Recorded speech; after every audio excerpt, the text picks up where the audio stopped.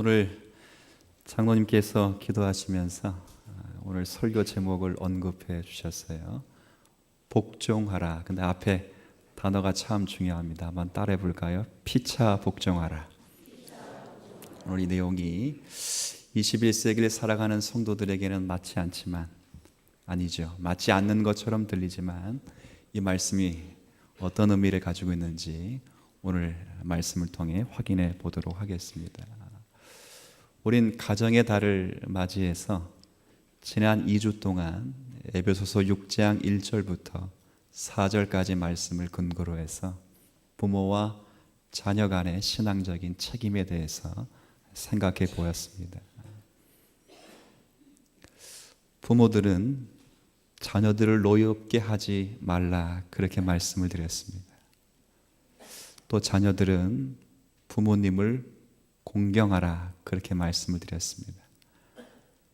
자녀의 기준에서 실력과 능력이 부족해 보이는 그 부모일지라도 둘이 한 육체를 이루어 그리스도와 교회의 하나 된 신비를 나타내고자 하시는 하나님의 뜻에 순종하여 부모에게 감사하며 부모의 권위에 순종하며 부모를 공경하라, 그렇게 말씀을 올려드렸습니다. 오늘 살필 내용은 바로 이런 사도 바울의 명령이자 하나님의 이 명령이 단순히 어떠한 도덕적인 것으로 제시되는 것이 아니라 바로 이 명령이 구원받은 성도들의 열매여야 하며 성령의 충만함의 증거라는 것이 오늘 성경이 우리에게 말씀으로 제시하고 있는 것입니다.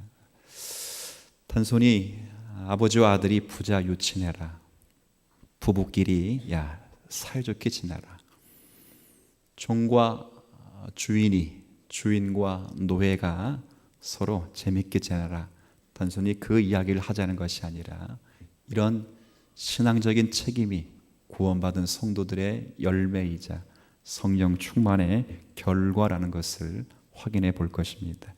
자, 오늘 명령이 어떻게 시작되냐면 18절로 시작됩니다. 제가 한번 읽어보지요.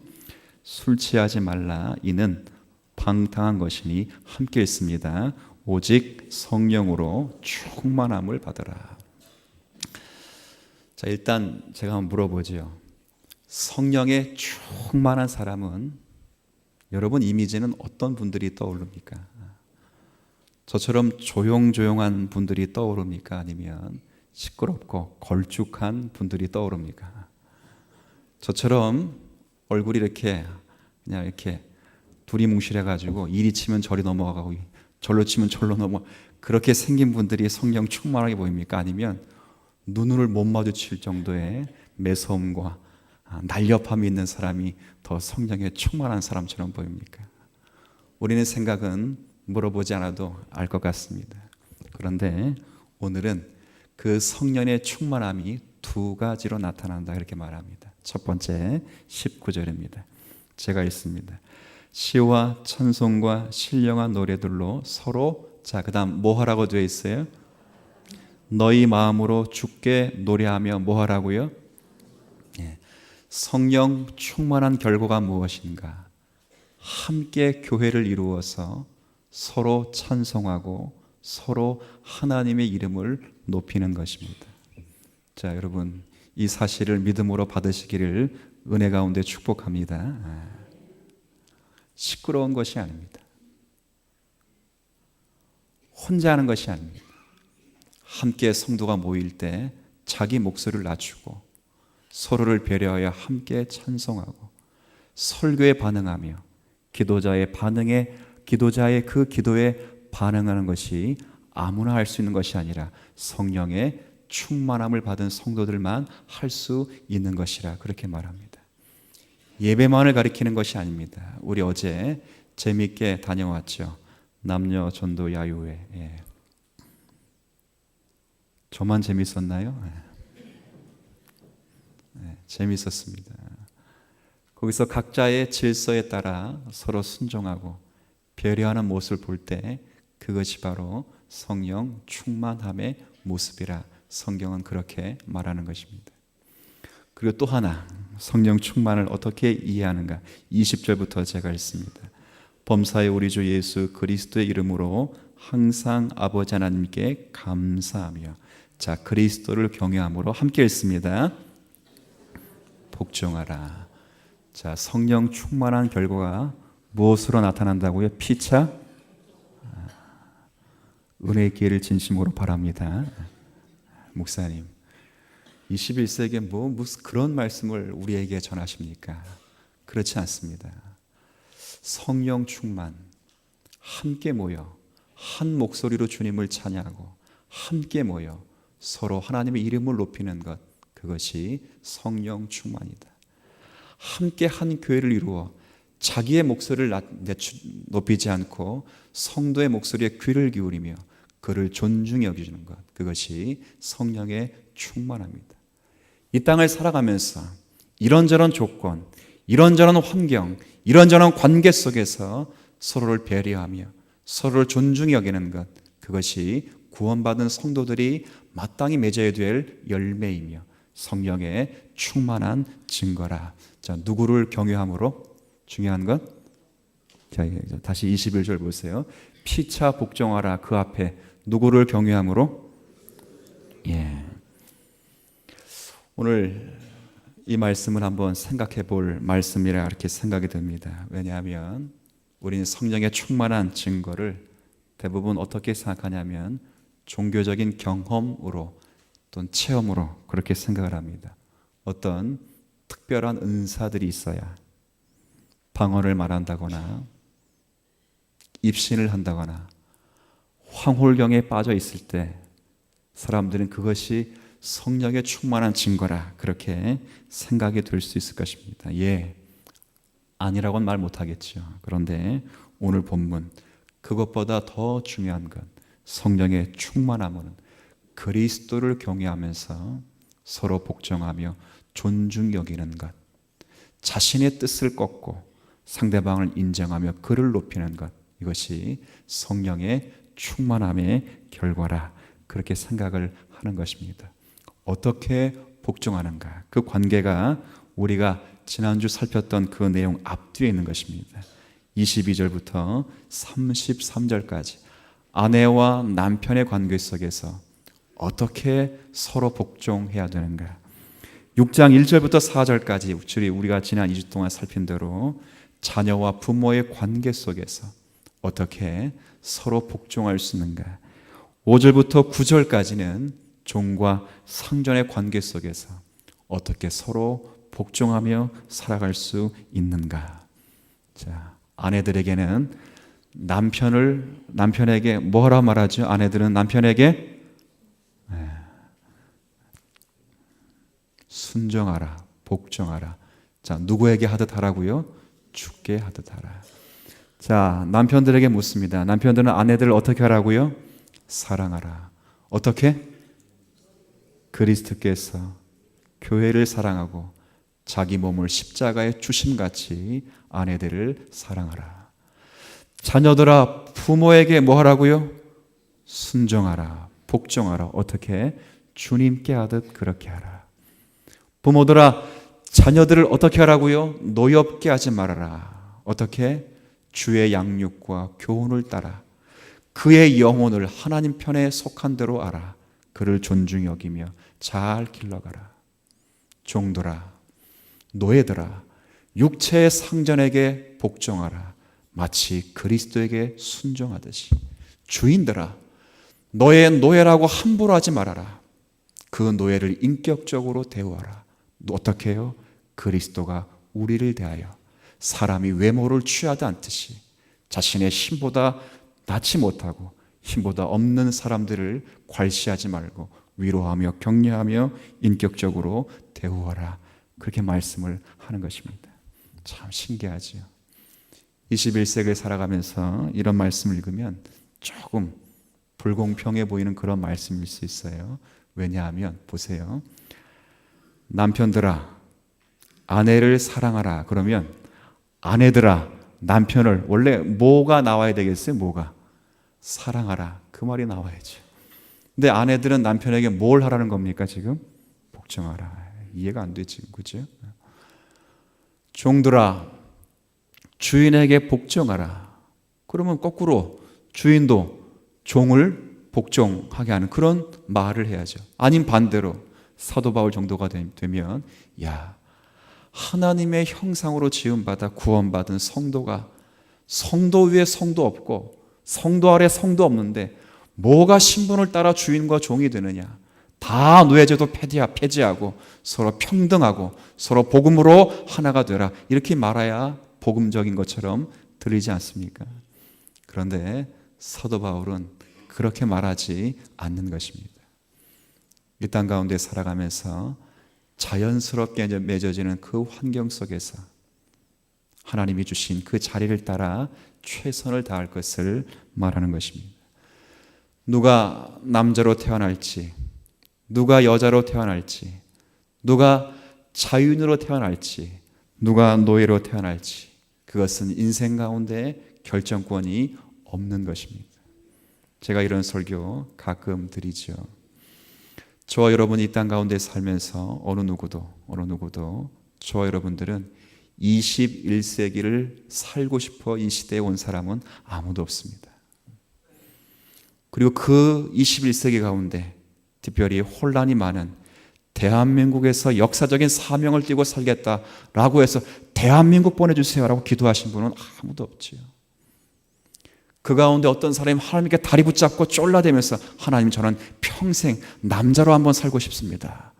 그래서 남자로 태어나신 분도 없는 것입니다. 누구나 다 시대, 누구나 다 남자 여자 태어나 보니까 부모가 결정되어 있는 것이죠. 제가 자녀를 낳으면 어릴 때부터 이런 은혜를, 이런 이름을 지으면 좋겠다 그 생각을 해요. 어떤 생각을 했냐면 제가 지난번에도 한번 얘기했죠. 딸을 낳으면 이름을 은혜, 하나님의 은혜. 아들을 낳으면 하나님의 선택, 이렇게 짓고 싶었어요. 근데 제 성이, 여러분 너무 잘 아시지만 제 성이 안시야, 안시. 그래서 안은혜, 은혜가 안 된다는 거예요. 안선택, 하나님이 선택하지 않았다. 어제는 보니까 절대 모시지 말아야 될 목사님 그럴 때 안 목사님이래요. 왜? 목사가 아니기 때문에. 이제 웃자고 이제 하는 거예요. 아주 유태 있는 우리 집사님 말씀 참 재밌게 잘 들었는데요. 저를 모시지 말라는 게 아니고 성을 가지고 위트 있게 말씀을 하실 때 안 목사. 제가 부모를 선택했다면 안시성을 가진 부모는 선택을 안 했었겠죠.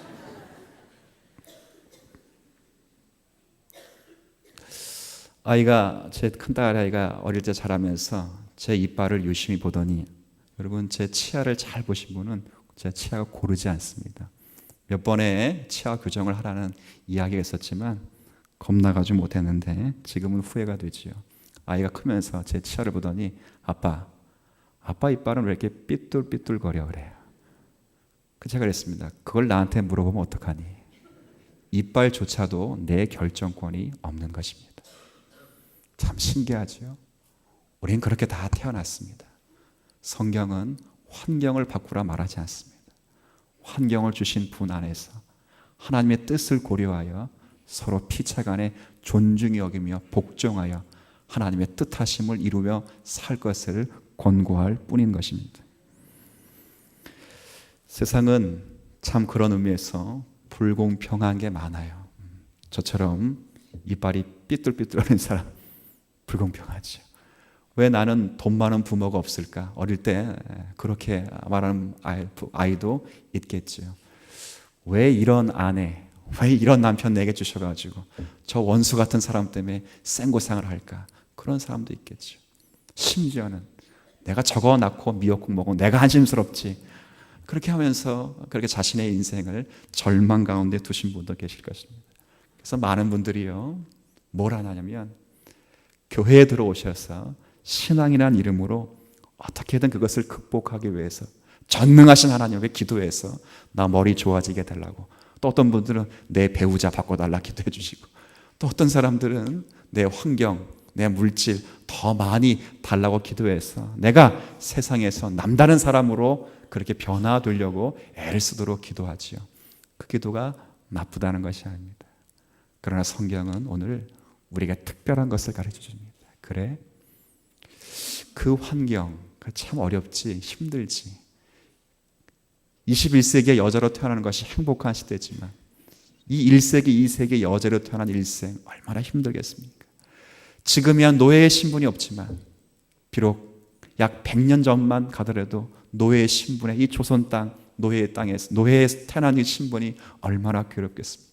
자신의 인생을 한탄할 수 없는, 또 한탄해도 답이 없는 그 시대 속에서 이런저런 불공평한 그 삶을 살 수밖에 없는 환경일지라도 오늘 사도 바울은 에베소 교인들에게 이렇게 말씀하는 것입니다. 20절 앞부분 그 첫 단어가 첫 단어만 같이 있습니다. 시작. 범사에. 어떻게 하라고요? 범사에. 모든 일에 하나님 아버지께 감사를 드리고, 내가 여자로 태어났든 남자로 태어났든, 내가 자유인으로 태어났든 내가 노예로 태어났든, 내가 누구의 주인이 되었든 누구의 하인이 되었든, 내가 누구의 상인이 되었든 어떤 사람이 되었든, 남편이 되었든 부모가 되었든 자녀가 되었든 범사에 하나님 아버지께 감사하며 그리스도를 경외함으로 피차 복종하라. 이것이 성령의 충만한 성도들이 받아야 될 신앙적인 내용이 되는 것입니다. 이런 은혜 있게 되길 진심으로 바랍니다. 왜 그럴까요? 여러분이 불공평하게 보이는 그 일, 이빨을 삐뚤삐뚤하게 나게 하신 분도 하나님이시고, 이렇게 삐뚤삐뚤 나게 해도 설교하도록 하신 분도 하나님이십니다. 제가 이것 때문에 바른 연습을 더 잘합니다. 더 열심히 합니다. 내가 보기에는 부족해 보이는 그 부모를 창조하신 분도 하나님이시고, 그 부족한 부모로 인하여 열악한 환경 속에서도 나를 빚어가시는 분도 하나님이신 것입니다. 내 자녀가 내 기준에 비해 너무도 열악하여 공부를 못할지라도 그거 낳고 내가 한 생에 미역국 먹은 거 철철하게 후회하고 눈물을 흘릴지라도 그가 내 아들로 내 딸로 태어나서 행복하게 자라게 하신 것도 하나님의 뜻이고, 그가 자라갈 때 그만 자라지 않고 나도 함께 자라가게 하시니 하나님의 은혜인 거지요. 우린 다 환경을 바꾸려고 합니다. 환경을. 아니요. 환경이 바뀌지 않고 그 환경 때문에 내가 바뀌니 하나님의 은혜인 줄 알고 서로 피차간에 복종하여 주님의 영광을 드려라, 그렇게 말씀을 드리는 것입니다. 기도가 바뀌죠. 신앙의 내용이 바뀌죠. 제가 드리는 말씀이 거부감이 없어야 될 것입니다. 아마 이런 말씀 드리면 21세기까지 살아왔던, 아니 한국교회의 120 역사 속에서 아마 저 목사가 제대로 된 목사일까라는 의구심을 받을 정도로 그런 설교가 될 것입니다. 그러나 성경은 이 기독교 역사가 120년 된 것도 아니고 이미 2000년부터 전부터 사도 바울이 이런 말씀으로 권고하고 있는 것입니다. 남자로 태어나 더 큰 일을 하는 것 아니다 그 말이에요. 여자로 태어나야 더 큰 일을 하는 것 아니라 그 말이에요. 주인으로 태어나 상급자로 있어야 더 많은 일을 하는 것이 아니라, 노예로 있어야, 하급자가 되어야 더 작은 일을 하는 것이 아니라, 어떠한 위치에 있든 어떤 환경에 있든 하나님이 주신 환경이라면 그 환경을 통하여 그를 성도로 빚어가시는 그 일에 하나님은 실패하지 않으신다, 그 이야기를 하는 것입니다. 네가 주도권을 가지고 내가 그를 세워가는 그 일을 방해하지 말고 그를 통하여 나타낼 나의 나됨을 기억하여 그를 인정하고 존중히 여겨 그를 위로하고 격려하여 하나님의 교회를 세우라고 말하는 것입니다. 자, 이게 이해가 안 되시면 지난 우리 창세기 몇 달 전에 읽었던 내용으로 한번 확인해 보도록 하겠습니다. 창세기 39장 한번 가보시죠.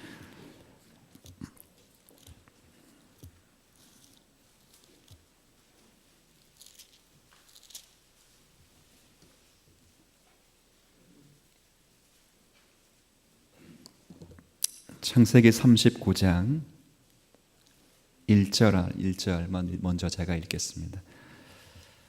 창세기 39장 1절입니다. 한번 우리 창세기 읽으면서 제가 이미도 말씀드린 그런 내용입니다. 1절에 보면 요셉이 이끌려 애굽에 내려가매 바로의 신하 친위대장 애굽 사람 보디발이 그를 그리로 데려간 이스마엘 사람의 손에서 요셉을 살았니라 이렇게 되어 있습니다. 제가 저를 보시죠. 제가 좀 설명하도록 하죠. 여러분, 요셉은 유명한 신앙인입니다. 아마 그와 같은 신앙인이 또 어디 있을까 할 정도로 참 귀한 신앙인입니다. 그런데 그는 형들의 미움과 질투 때문에 애굽의 종으로 팔려가게 되었습니다. 창세기 39장은 그의 인생 가운데 가장 힘들었던 그 기간을 기록해 두고 있는 그런 내용입니다. 1절에 보니까 애굽으로 팔려갔는데 누구에게 팔려갔는가? 애굽의 시위대장인 보디발의 집에 노예로 팔려갔다고 합니다. 얼마나 현실적으로 참 어렵습니까? 과연 요셉이 그런 기대를 했을까? 그가 꿈을 꾼 이야기를 한 것뿐인데 잘 보십시오. 그 꿈을 꾸도록 하신 분은 또 누구시죠? 하나님이시고 그 꿈을 말할 수밖에 없도록 하신 분도 하나님이신데 그 꿈을 꾸고 말한 것 때문에 지금 애굽이라는 이 낯선 이역만리 땅에 노예로 팔려나왔습니다. 아버지를 사랑하고 형들을 사랑한 결과가 이 자리에까지 이르게 되었습니다. 노예가 되었지요. 그러나 요셉은 참 멋있는 신앙입니다. 노예가 되었다고 해서 자신의 인생을 방관하거나 자신의 삶을 그렇게 저주하지 않습니다. 하나님 앞에서 비록 노예가 되었지만 열심히 살았습니다. 신앙인으로서 사명을 가지고 소명을 가지고 최선을 다해 살았습니다. 보디발을 그를 눈여겨보고 가정의 총무로 삼아서 그를 높은 지위에 두었습니다. 그런데 그에게 다가온 건 또 뭐지요? 보디발의 아내의 유혹과 모함이라는 아주 악한 상황이 그를 만나고 찾아온 것입니다. 이제 그것 때문에 요셉은 노예가 되었다가 다시 죄인이 되어서 감옥 안으로 들어가게 되었습니다. 오늘 39장은 그 이야기를 하는 것입니다. 그런데 놀랍게도 요셉의 일생 가운데 가장 밑바닥에 있는 가장 최악에 있는 그 상황에서 성경은 거듭 처음과 끝에 요셉으로 하여금 요셉이 형통한 자라 소개하는 내용입니다. 이해가 되지 않습니다. 우린 세상에 성공하고 출세하고 장이 되고 많은 것을 누릴 때 그때 하나님이 나와 함께 내가 형통한 자 되었다 그렇게 말하는 것이 일상인데 오늘 창세기 39장엔 요셉의 생애 가운데 가장 밑바닥에 있을 때 창세기 기록자는 마치 일부러 요셉의 생이 형통하다는 것을 확인시켜주고 있습니다. 여러분 2절 3절 한번 보세요. 여호와께서 요셉과 함께 하심으로 그가 뭐한 자가 되었다고요? 형통한 자가 되고. 자, 마지막에도 그렇게 기록되어 있습니다. 마지막 23절 끝부분에도 간수장은 그의 손에 맡긴 것을 무엇이든지 살펴보지 아니하였으니 이는 여호와께서 요셉과 함께 하십니다. 여호와께서 그를 범사에 뭐하게 하셨다고요? 제가 묻죠. 정말 요셉이 형통한 겁니까? 정말 하나님께서 함께 하셔서 형통한 결과가 이 모양 이 꼴입니까? 하나님 그를 형통하게 하셨다면 노예로 끌려오게 두시면 안 되지요. 정말 그가 형통한 자가 되려면 그를 죄인의 몸에 갇혀서는 안 되지요. 형통 쥐뿔, 형통은커녕 불통입니다. 그러나 성경은 불통 같은 그 현실을 따라 요셉의 생애를 그릴 때 그가 형통한 자가 되었다고 말하는 것입니다. 어떤 형통입니까? 어떤 형통? 재산이 늘어나고 지위가 늘어나고 내 삶의 반경이 늘어나는 형통, 그 형통을 말하는 것이 아니라 어떠한 어려움 속에서도 나를 떠나지 않는 하나님이 나와 함께 하시는 형통, 그 형통을 말하는 것입니다. 하나님이 함께 하셔서 그의 삶이 나아졌다고요? No. 하나님이 함께 하셔서 그의 삶은 세상적으로 더 뭉개져 가고 있습니다. 그러나 그가 그 열악한 환경 속에서도 성도의 성도됨, 하나님의 은혜를 기억하고 붙잡을 수 있는 것은 그의 마음을 붙들고 계시는 하나님의 은혜였기 때문인 것입니다. 그럼 하나님의 형통이 뭐예요? 예? 하나님의 형통이 뭡니까? 요셉이 고난받고 요셉이 어려움을 당할지라도 그를 망가지지 못하도록, 그가 성도로 세워지도록 하시는 하나님의 은혜가 그와 함께 하신 하나님의 형통이지요. 제가 가끔 아주 어려운 일을 당하신 분들에게 이런 물음을 묻습니다. 권사님, 하나님이 원망스럽지 않으세요? 남들은 다 그런 일을 당하면 자신의 인생을 저주합니다. 근데 권사님, 집사님은 하나님이 원망스럽지 않으세요? 그런데 그 입술이 하나님을 향하여 떠나지 않고 오히려 그 일로 인하여 하나님의 은혜와 사랑을 더 배웠다고 하며 감사하는 성도들 보십시오. 무엇이 형통입니까? 무엇이 그들의 인생 가운데 감사입니까?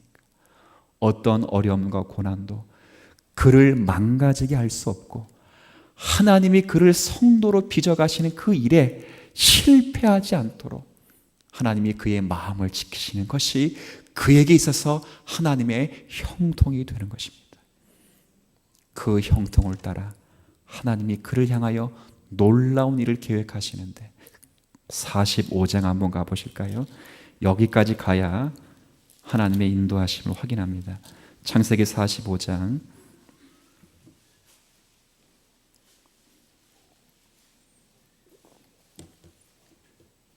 어떤 놀라운 일을 행하셨는가? 이 창세기 45장에 가면 요셉이 정말 총리가 됩니다.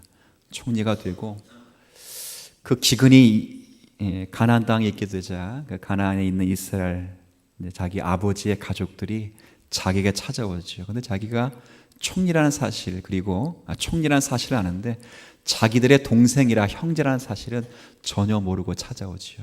여러 가지 시험을 거치고 난 후에 자신의 정체를 형제들에게 밝히는 그런 내용입니다. 45장 4절부터 제가 읽겠습니다. 45장 4절입니다. 요셉이 형들에게 이르되 내게로 가까이 오소서. 그들이 가까이 가니 이르되 나는 당신들의 아우이니 아우 요셉이니 당신들이 애굽의 판자라. 자, 일단 한번 퀴즈 하나 낼게요. 자, 이건 요셉의 고백입니다. 그런데 이 고백을 들은 형들은 이 고백을 듣고 무슨 생각을 했을까요? 자, 제가 앞에 이야기하면 여러분 대번 맞출 수 있어요. 이제 우리는 죽었다. 그 생각 딱 나죠. 그런데 보십시오. 5절에 하나님이 그를 그렇게 어려운 상황 가운데 복수의 칼날을 갈지 않고 사랑의 화신이 되고 그를 성도로 어떻게 빚어갔는지 잘 보십시오. 5절입니다. 당신이 나를 이곳에 팔았다고 해서 너무 근심하지 마시고 좌절하지 마시고 한탄하지 마십시오.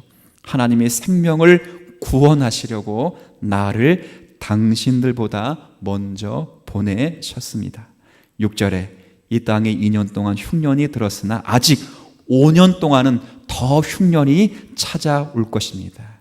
그때를 대비하여 7절 하나님이 큰 구원으로 당신들의 생명들을 보존하고 당신들의 후손을 이 땅 가운데 하나님의 백성으로 살게 하시려고 나를 당신들보다 먼저 보내신 결과입니다. 이렇게 말하죠.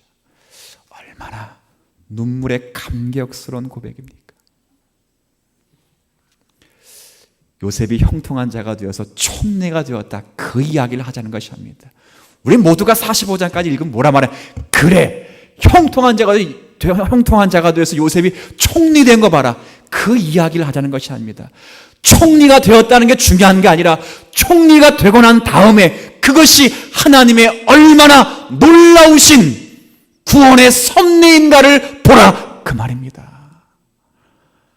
자기가 노예로 팔려 나온 것, 자신이 죄인이 된 것, 감옥원에 갇힌 것, 자신의 노력과 결정권의 일이 아니라 알 수 없는 하나님의 비밀과 하나님의 계획일지라도 이 고난과 어려움이 나를 빚어가신 하나님의 손길을 망가뜨리지 못하고 나를 통하여 먼 훗날에 하나님의 백성을 구원하시기 위하여 이 자리에까지 나를 세우신 하나님의 은혜를 기억하고 고백하는 것입니다. 하나님은요, 어떠한 환경에 있을지라도 저와 여러분을 하나님의 목적하신 자녀 자리까지 만들어내실 수 있는 하나님이신 줄 믿는 성도 되시길 바랍니다. 그걸 믿는 자가 하나님 앞에 형통한 자인 것입니다. 오늘 이 이야기를 하는 것입니다. 남자가 더 크거나 여자가 더 작지 않다. 주인이 더 크거나 종이 더 작은 법이 없다. 모두가 다 하나님께서는 그 말할 수 없는 통치 가운데 잠시 그 자리에 두신 것뿐이다. 누가 더 중요해서 주인이 되거나 누가 덜 중요해서 노예가 되는 법은 없다. 누가 더 훌륭해서 큰 교회 목사하고 누가 훌륭하지 않아서 더 작은 교회 목회하는 그런 법이 없다. 하나님의 은혜와 통치와 하나님 보호 속에서 종은 종대로 훈련시키시고 주인은 주인대로 훈련시키셔서 서로로 하여금 하나님의 은혜와 경륜을 깨닫도록 하시는 하나님의 은혜와 손길만이 작용될 뿐이다.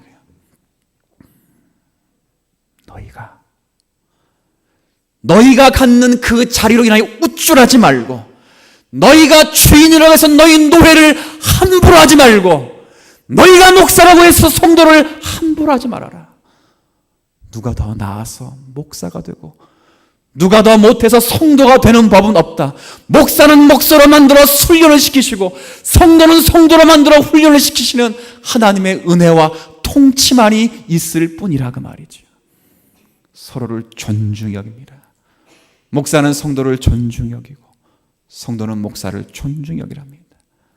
남편은 아내를 존중히 여기고 아내는 남편을 존중히 여기랍니다. 부모는 자녀를, 자녀는 부모를, 이 땅의 저런 지위, 이런 환경 속에서 나보다 낮게 여기고 말을 함부로 내뱉을 수 있는 그런 자리에 있는 사람일지라도 자신의 밑에 사람처럼 보이는 그 사람이 밑에 사람이 아니라 하나님의 보이지 않는 경륜 속에 그를 훈련시키시기 위하여 두신 자리인 줄 알고 그를 인정하며 존중히 할 것을 성경이 우리에게 가르쳐 주고 있는 것입니다. 하나님은 주인뿐 아니라 노예로도 능히 그리스도를 닮는 성도로 만들어내실 수 있는 하나님이십니다. 왜 나는 남자인가? 왜 나는 여자인가? 알지 못합니다. 왜 나는 주인인가? 왜 나는 노예로 태어났는가? 알 수 없는 하나님의 경륜일 뿐입니다. 세상은 따지기를 좋아하죠. 지금이야 여자로 태어나는 것이 그리 나쁜 일이 아니고 참 여성 인권이 많이 신장돼서 참 좋은 일이지만 조선시대에만 태어나도 여자로 태어나면 참 제가 창피한이라 쑥스러운 저의 집 이야기 할게요. 우리 애가 3명인데 첫 번째를 낳은 거 아닙니까? 근데 우리 아버지가 우리 첫 번째 딸아이를 보고 우리 엄마한테 속삭여서 그런 말을 했어요. 요놈이 뭐 하나만 달고 나오면 더 좋을 뻔해. 우리 어머니가 우리 며느리 앞에 있는데 등짝을 오늘 이 설교 아버지가 듣고 계실 텐데 그런 거 없지요. 누가 더 낫고 누가 더 못하고 세상은 그러나 따지죠. 남자니 여자니 배웠느니 못 배웠느니 성골이니 진골이니. 요즘 청년들이 취업난 때문에 많이 힘들어합니다. 제가 옆에서 직접 보지 못하고 간접적으로 부모님의 이야기를 들으면 참 너무 힘들고 괴롭다는 생각이 들어요. 여러분 요즘 이런 이야기 들어봤어요? 3포, 5포, 몇 포까지 나왔어요 이제는? 7포. 3,000포 이야기하는 게 아니고 3가지 포기 세대, 5가지 포기 세대, 이제는 7가지를 포기하는 젊은이 세대가 되었습니다. 3가지는 뭘 포기할까요? 연애와 결혼과 그 다음 출산. 2가지를 더 포기하면 5포는 거기에다가 내 집 마련과 취업을 포기하죠. 얼마나 힘들었습니다. 거기다 2가지를 더 포기하면 7포 세대입니다. 지금이 7포 세대래요. 거기에 뭐가 또 포기돼요? 인간관계와 거기에 자기의 꿈까지 포기하면 7가지를 포기하는 세대입니다. 세상은 그렇게 나뉘어 있습니다. 그런데요, 하나님은 그렇게 저와 여러분을 나누지 않습니다. 종과 주인을 그렇게 나누지 않습니다. 종은 종대로, 주인은 주인대로 그의 어떠함이 있는 것이 아니라 하나님의 어떠함 속에서 그를 성도로 빚어가시는 은혜와 은총만이 있을 것입니다. 여러분 중에 누구도 하나님의 사랑이 덜한 분이 없습니다. 누구나 다 하나님의 사랑이 동일합니다. 환경은 다르고 조건은 다르고 가진 재물은 다를지라도 여러분 안에 각자 구원을 이루어 가시는 하나님의 은혜는 동일합니다. 뭘 보면 확인할 수 있어요? 하나님이 가장 사랑하시는 누구를 죽이셨어요? 아들을 죽이셨기 때문에 그렇습니다. 하나님이 가장 사랑하는 아들을 죽이셨다는 말은 뭐예요? 내가 내 사랑하는 아들까지 죽였는데 너를 위하여 못 줄 것이 무엇이 되겠느냐. 나는 성도로 저와 여러분이 이 자리에 있는 것입니다. 여러분이 보기에 원수 같은 남편, 여러분 보시기에 부족해 보이는 그 부모, 여러분이 보기에 저 모자라 보이는 그 자녀들, 여러분 보시기에 턱도 없이 모자라 보이는 그 중직자, 이 목사일지라도 하나님이 자기 백성 만드시기 위하여 훈련시키는 과정으로 인정해 주시길 바랍니다. 그리할 때 하나님께서 그를 훈련시켜 주실 뿐 아니라 나를 훈련시켜 주셔서 피차 복종하는 것이 무엇인지를 깨닫게 하신 것입니다. 여러분 환경이 어두워 보이십니까? 왜 이런 가정에, 왜 이런 교회에? 아니요. 여러분이 그 일을 감당하실 수 있기 때문에 등불로 여러분을 거기에 보내주신 것입니다. 절망하는 분이 계십니까? 남편 사진 지갑에 놓고 위로받으시길 바랍니다. 위로가 안 된다고요? 표정들이 위로가 안 된다는 식으로 위로받으세요. 어떻게 위로받는데? 하나님이 이 새끼도 사람 만들었는데 내가 못할 게 뭐 있느냐. 그런 마음으로 위로받으세요. 여러분이 안 되면 감당이 안 됩니다. 사람 바꾼다고 감당된다고요? No. 여러분이 감당 안 되면 누가 감당합니까? 제가 제일 기가 막힌 질문, 그 답 가운데 하나가 물어보는 것 가운데 이런 거예요. 목사님, 우리 아들 어느 대학 보내야 붙지요? 아니 10년 내내 공부시킨 사람은 본인인데 나보고 어떡하라, 나보고. 이런 바보 같은 짓 하지 마시라고요, 제발. 하나님, 어디다 사업을 해야 잘 되죠? 본인이 수없이 기도하고 고민해 봤을 거 아니에요? 그건 나보고 어떡하라고, 나보고. 내가 점쟁이입니까?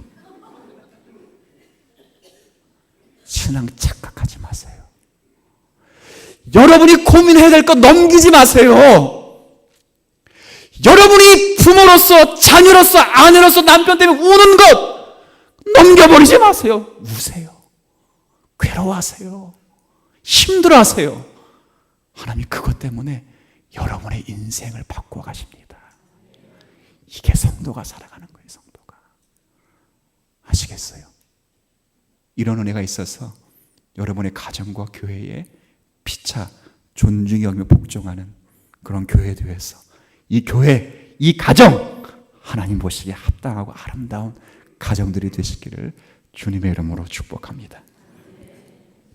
주님, 두렵습니다. 신앙인이기 때문에 두렵습니다.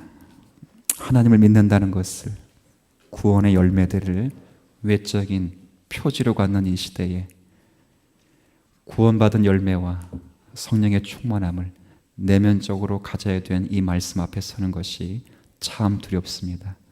오늘은 이 말씀을 받아 순종하기를 기대해서 내 주변에 나와 함께 관계를 맺고 있는 교회, 구역, 전도회, 기관, 가정, 삶의 자리에서, 사회적인 자리에서 특권의식 혹은 열등의식 갖지 않게 해주셔서 모두가 다 나를 훈련시키시고 상대방을 하나님의 성도로 훈련시키기 위한 하나님의 계획인 줄 알고 그들의 인격과 그들의 삶을 존중히 여겨 피차간에 복종하며 사는 믿음의 성도들 되게 하여 주옵소서. 그것이 성령의 충만함의 한 표본임을 기억하여 믿음 없는 자로 하여금 그 믿음을 사모하며 기도하며 한 주간 살아가서 우리의 웃음과 우리의 말에 하나님의 여유로움과 넉넉함이 증거되게 하여 주옵소서. 예수님의 이름으로 기도 올립니다.